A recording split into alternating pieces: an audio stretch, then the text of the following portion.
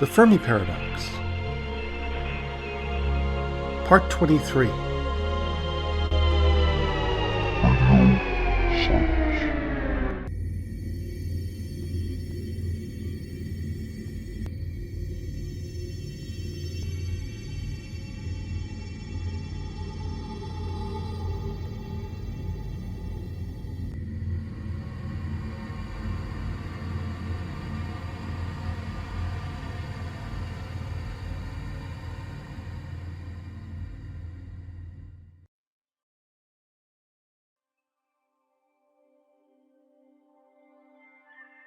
$36,400,000.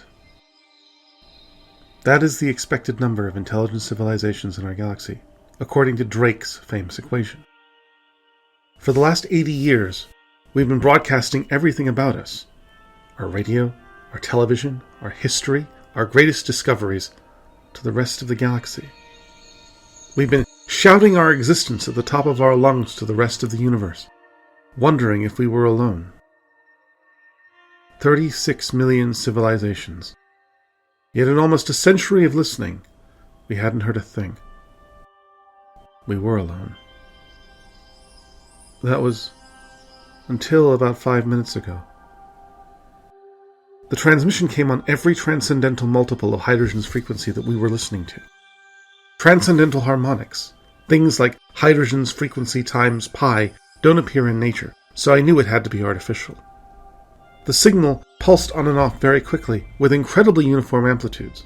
My initial reaction was that it was some sort of binary transmission. I measured 1,679 pulses in the 1 minute that the transmission was active. After that, the silence resumed. The numbers didn't make any sense at first. They just seemed to be a random jumble of noise. But the pulses were so perfectly uniform, and on a frequency that was always so silent, they had to come from an artificial source. I looked over the transmission again, and my heart skipped a beat.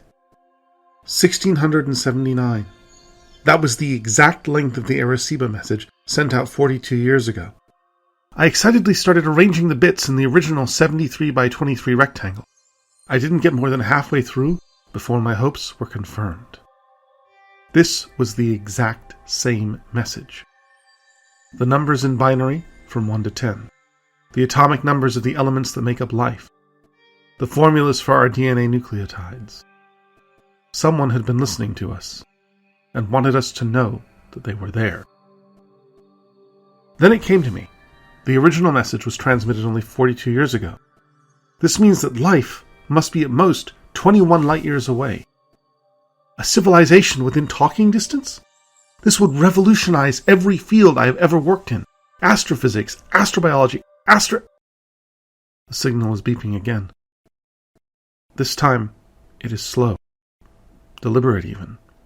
It lasts for just under 5 minutes, with one new bit coming once per second. Though the computers are of course recording it, I start writing them down.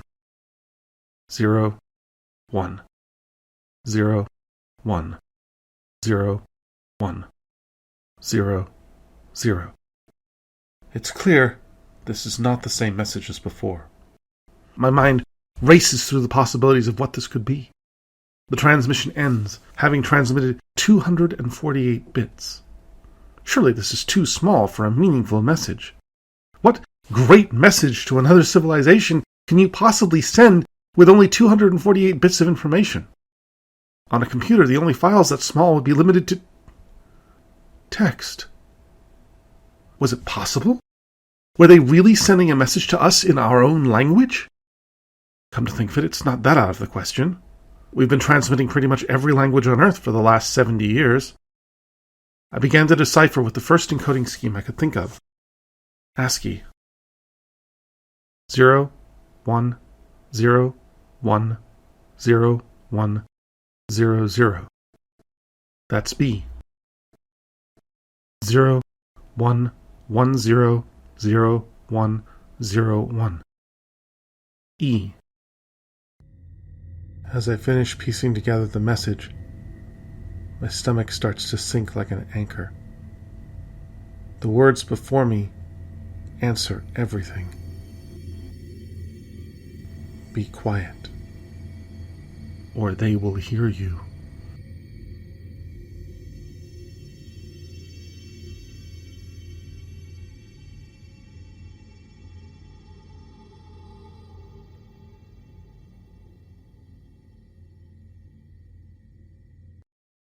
I do hope you have all enjoyed this contact-themed campfire tale, a spooky start to the month of October.